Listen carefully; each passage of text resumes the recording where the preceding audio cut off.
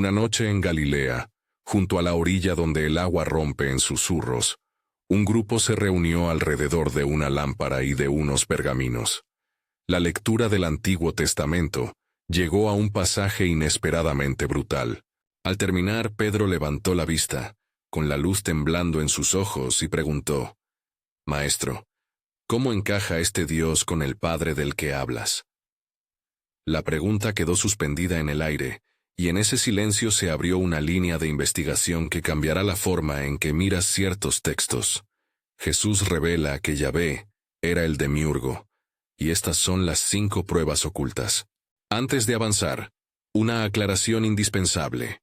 Lo que voy a exponer es una lectura interpretativa. Está alineada con tradiciones gnósticas y con ciertas exégesis no ortodoxas. No pretende proclamarse historia probada en tribunal, donde afirme que Jesús distinguió 2 realidades divinas.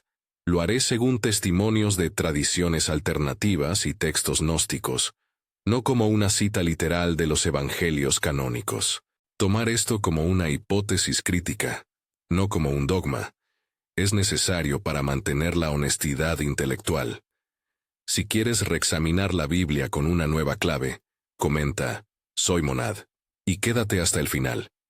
Voy a darte herramientas prácticas para leer el Antiguo Testamento a través de esta lente. ¿Qué significa llamar a Yahvé demiurgo?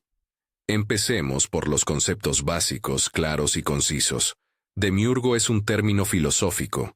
Significa artesano o hacedor, la inteligencia que configura el mundo material. En algunas corrientes gnósticas, ese demiurgo es Yaldabaoth, nombre que aparece en varios textos con variantes: Yaldabaoth, Yalda, Yaldabaoth. Frente a él está el monad, o Padre verdadero, la pléroma, la plenitud de la divinidad, fuente de luz y de totalidad. Para los gnósticos, el mundo sensible fue creado por un demiurgo imperfecto, consecuencia de un drama cósmico. Esa distinción separa 2 órdenes: el orden de la emanación divina, íntegro y liberador, y el orden de la creación material, dominado por una potencia que impone límites, castigos y obligaciones. La tesis central que defenderé en este video es la siguiente: ciertos pasajes del Antiguo Testamento, leídos de una manera concreta y con la clave gnóstica en la mano, apuntan a rasgos propios de un creador demiúrgico. Celos, afirmación de la creación del mal, exigencia de sangre, transmisión de castigo entre generaciones y una arrogancia o ignorancia respecto a la pléroma. Presentaré 5 pruebas, una por una, con sus referencias bíblicas y con el hilo interpretativo que las conecta a la figura de Yaldabaoth.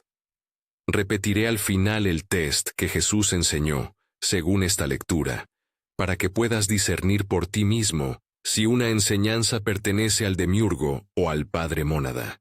Prueba 1. Su nombre es celoso. Éxodo 34:14. La referencia textal, según la Reina Valera 1960, dice: «Porque no te has de inclinar a otro Dios, porque Jehová, cuyo nombre es celoso, es Dios celoso». Comprende la textura de esa frase: un Dios que autodefine su identidad a través de la exclusividad y la celotipia. En lenguaje teológico corriente lo leemos como la afirmación de la soberanía. No tolera otro Dios. Y hasta ahí todo parece orden. Desde la lente gnóstica, sin embargo, la celotipia sugiere inseguridad ontológica.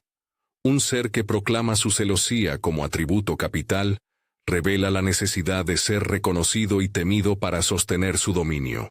Imagina un gobernante que debe repetir su título cada mañana para que sus súbditos no olviden su fuerza. Ese gesto revela dependencia. Sin la sumisión efectiva, su autoridad se deshace. El demiurgo, según la narrativa gnóstica, actúa de ese modo. Su poder se sostiene mediante el miedo, la exclusividad y la imposición normativa. Por eso la primera prueba es la autodenominación celosa. No digo que la palabra celoso sea prueba directa e incontrovertible de un demiurgo. Digo que, interpretada en un marco gnóstico, Encaja con las características que el demiurgo exhibe en textos como el Apocryphon of John y otros documentos de Nag Hammadi. Es una línea que, leída con esa llave, suena menos como afirmación de amor soberano y más como señal de control.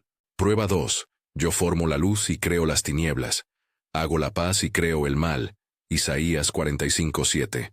Esta es una de las líneas más problemáticas para la teología tradicional.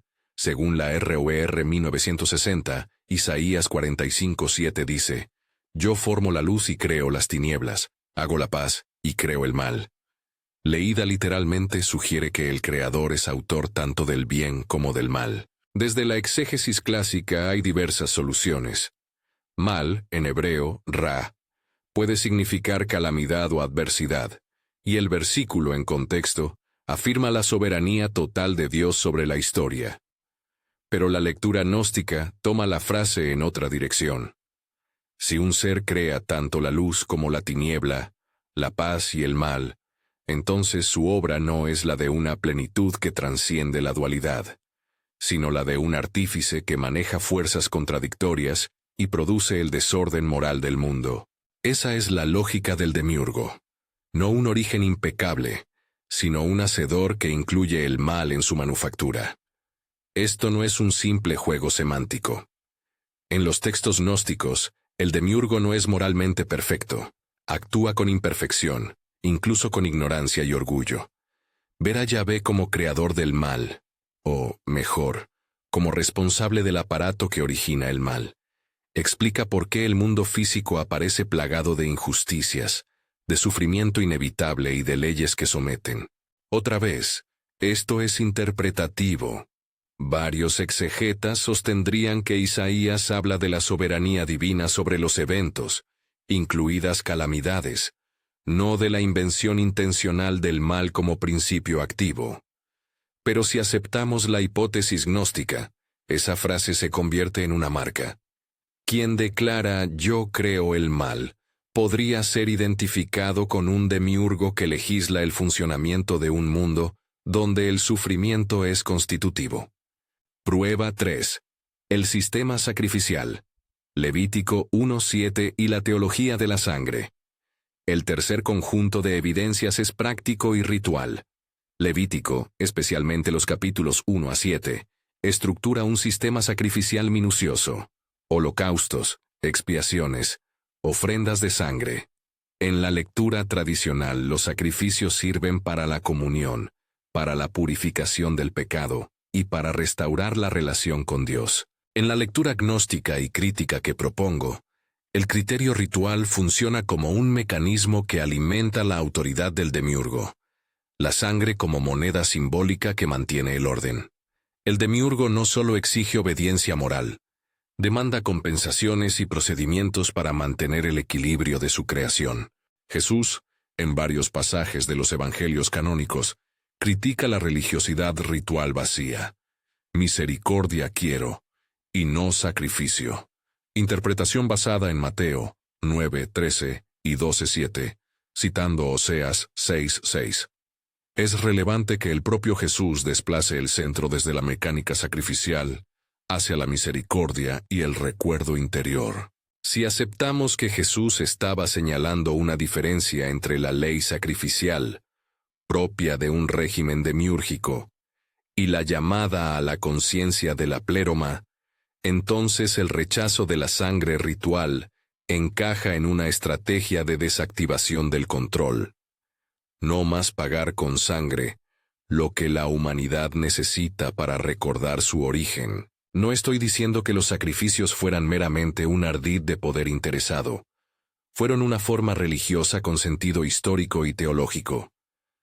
Lo que digo es que, leída de otro modo, la insistencia en sacrificios puede entenderse como un sistema que refuerza la dependencia del creyente respecto a normas externas y mecanismos de expiación, algo muy coherente con la figura de un demiurgo que se sostiene mediante ritos y temor. Prueba 4. Castigos generacionales. Éxodo 25 y la transmisión de culpa. En el Decálogo, Éxodo 25, ROR 1960, reza, en su parte pertinente: no te inclinarás, porque yo, Jehová tu Dios, soy Dios celoso, que visito la maldad de los padres sobre los hijos hasta la tercera y cuarta generación. Este principio de responsabilidad colectiva, o sanción intergeneracional, aparece de varias formas en la literatura veterotestamentaria. Para la teología tradicional, hay lecturas que mitigan o contextualizan esta frase, apuntando a que visitar no implica castigo mecánico sino consecuencias éticas y sociales. Sin embargo, en la clave que propongo, el castigo hereditario es una técnica de control. Inculcar en las familias una sensación de culpa heredada que obliga a la sumisión y a la necesidad de mediación ritual para romper la cadena. Si un orden espiritual presenta la culpa como una herencia, crea sujetos reprimidos por la historia familiar, por la sangre y por el linaje. La noción de castigo generacional funciona como una gramática del miedo que trasciende la conducta individual y se ancla en la identidad de clan. El demiurgo, que gobierna el mundo material, no solo impone leyes, instituye secuelas hereditarias para mantener a las personas en posición de dependencia. Es una forma efectiva de perpetuar la obediencia. Cuando la culpa se convierte en herencia, la liberación requiere mediación, sacrificio y repetición de ritos. Prueba 5. La limitación ignara del Creador en Génesis. Orgullo frente a la pléroma. La quinta prueba es quizá la más sutil. Ciertas señales en Génesis y en textos conexos sugieren que el Creador del mundo sensible actúa con engreimiento y con un horizonte limitado. En Génesis 3:22 se lee: He aquí el hombre ha venido a ser como uno de nosotros, sabiendo el bien y el mal. Ese nosotros ha sido interpretado de múltiples maneras: consejo divino, plural majestático, o vestigio de una tradición más compleja que reconoce pluralidades divinas. En los esquemas gnósticos, ese pasaje evidencia que hay una plenitud que trasciende al Creador del mundo, y que éste reacciona con miedo ante la posibilidad de que el ser humano recupere la similitud con la pléroma. Los textos gnósticos cuentan que Yaldabaoth, el demiurgo, se creyó el único Dios y que su ignorancia de la pléroma lo llevó a crear un cosmos imperfecto. Esa hipergeneralización aparece como un rasgo, un creador que confunde su propia identidad con la totalidad y que se opone a la memoria divina que existe dentro de cada alma. Las manifestaciones de orgullo, de ordenamiento controlador y de rechazo frente a la idea de que el ser humano contenga chispa divina son consistentes con el retrato del demiurgo. De nuevo, no afirmo que Génesis demuestre empíricamente la existencia de un demiurgo. Sostengo que ciertas frases y dinámicas narrativas del Génesis son legibles como expresiones de limitación y de temor frente a una plenitud trascendente. La integración. ¿Cómo convergen estas 5 pruebas? Juntas forman un perfil.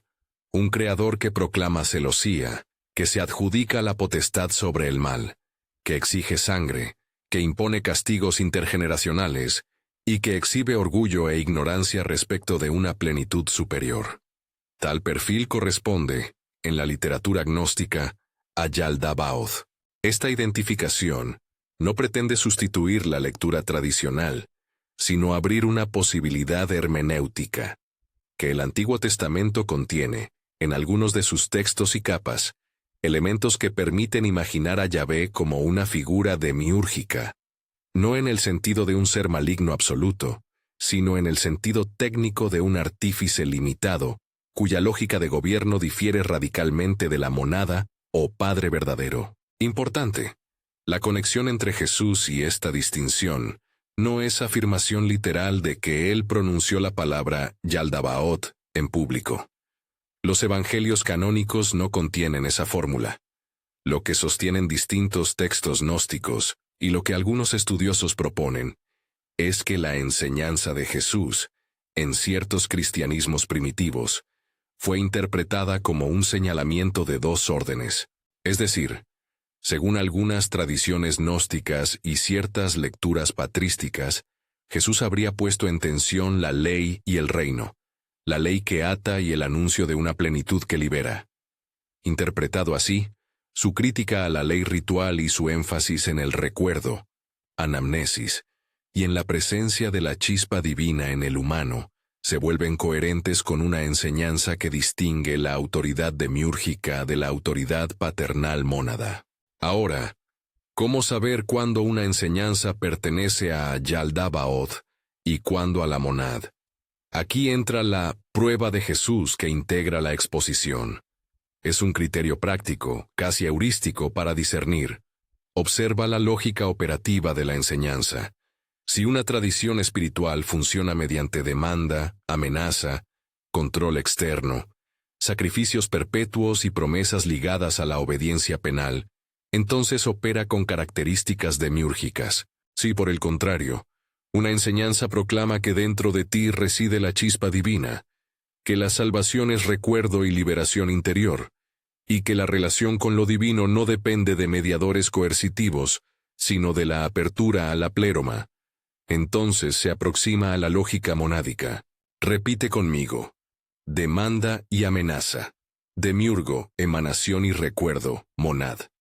Esta fórmula breve te dará una brújula para releer pasajes, predicaciones y tradiciones religiosas. Es una prueba no infalible, pero eficaz para separar sistemas de pensamiento.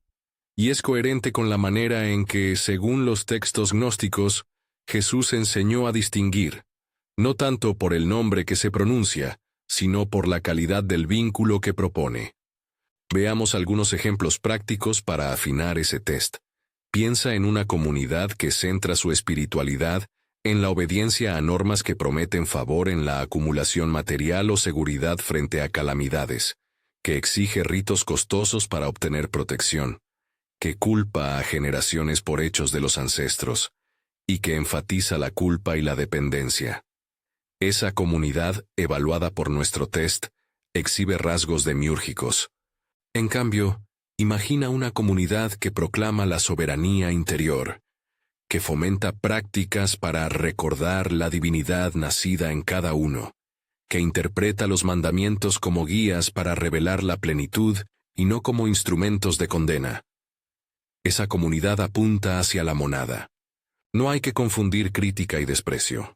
Muchas comunidades que sostienen prácticas sacrificiales o doctrinas tradicionales lo hacen con motivos espirituales genuinos y con experiencias profundamente transformadoras. La propuesta aquí es exegética y hermenéutica. Leer con una clave que permita al creyente discernir si está siendo llevado a la memoria o a la servidumbre. Consecuencias prácticas y existenciales de aceptar esta lectura. Primero, liberación de culpa. Si reconoces que parte de la estructura que te impone culpa procede de un orden que se sostiene por el temor, entonces puedes empezar a desmontar ese mecanismo, buscar prácticas que restituyan la dignidad interior. No prometo una liberación instantánea.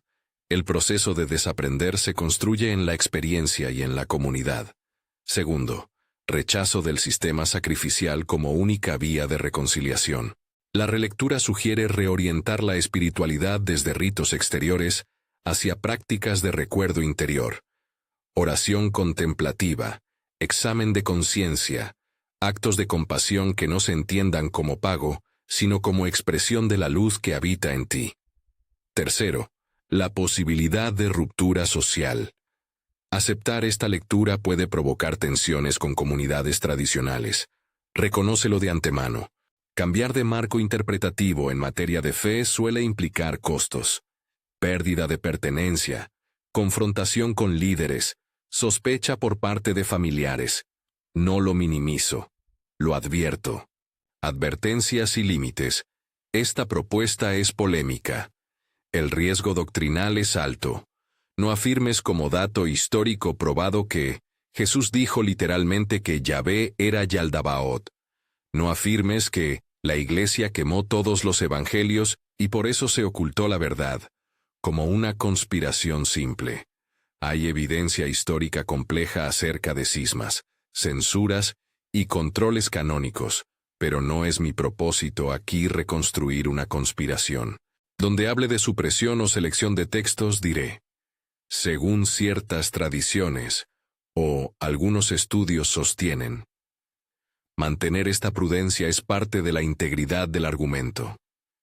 Quisiera ahora explorar objeciones comunes y cómo enfrentarlas con honestidad intelectual. Objeción 1. Esta lectura denigra al Antiguo Testamento y divide a Dios en dos. Respuesta. La intención no es denigrar, es ofrecer una lectura crítica que reconcilia la disonancia entre textos. Muchos teólogos han notado las tensiones internas en la Biblia. La hipótesis gnóstica brinda un marco que articula esas tensiones sin borrarlas. Reconoce que hay capas, tradiciones y voces múltiples. Objeción 2. Es herejía. Respuesta. La herejía depende de un canon y de una autoridad. Esta propuesta es una interpretación crítica que se apoya en textos gnósticos y en lecturas históricas. La discusión teológica se enriquece con la diversidad de perspectivas. Prohibir el debate es perder la posibilidad de crecer. Objeción 3. Promueve la ruptura con comunidades. Respuesta. Cualquier relectura profunda puede generar ruptura. Mi exhortación es a la prudencia y al respeto. No se impone la interpretación. Se ofrece como invitación a leer.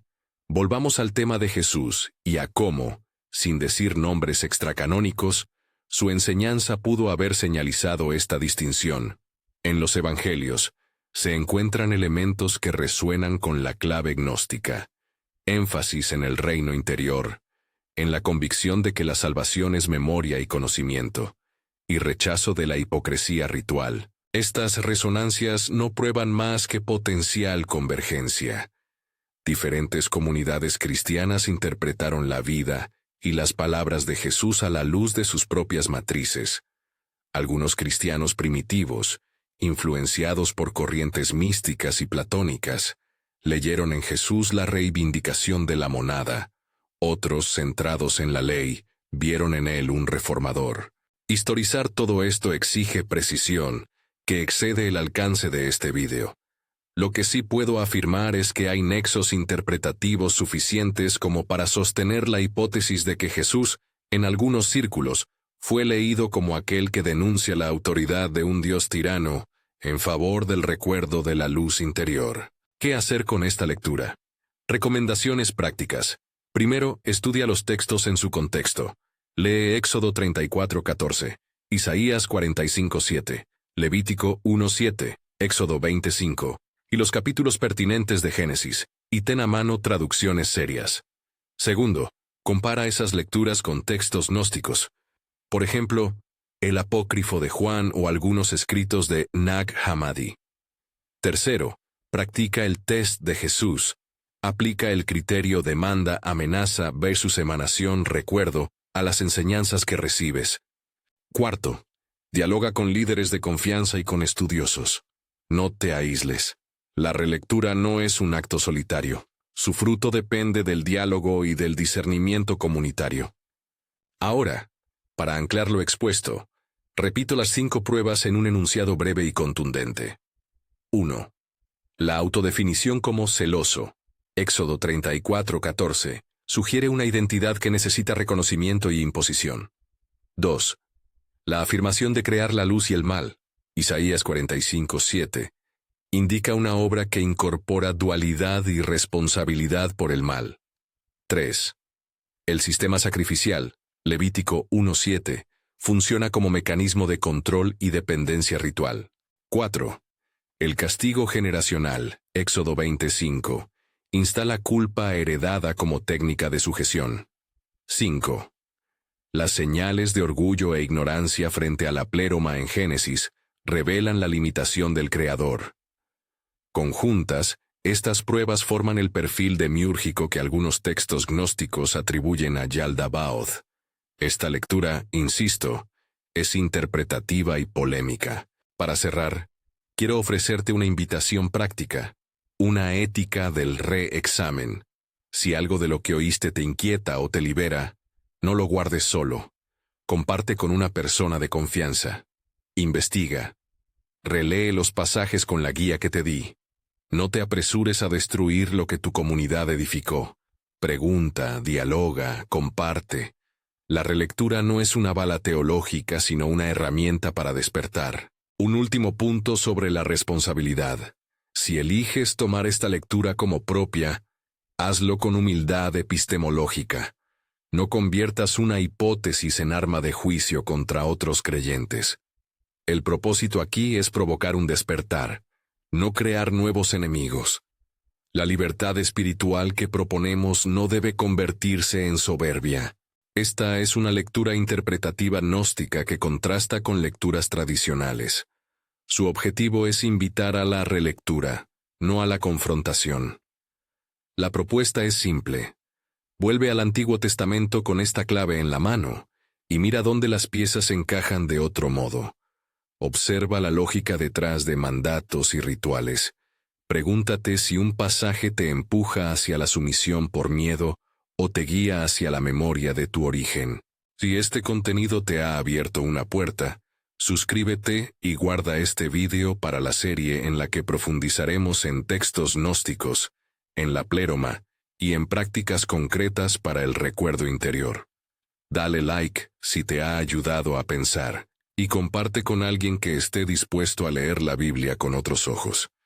Y recuerda, discernir es un acto de valentía y de amor a la verdad.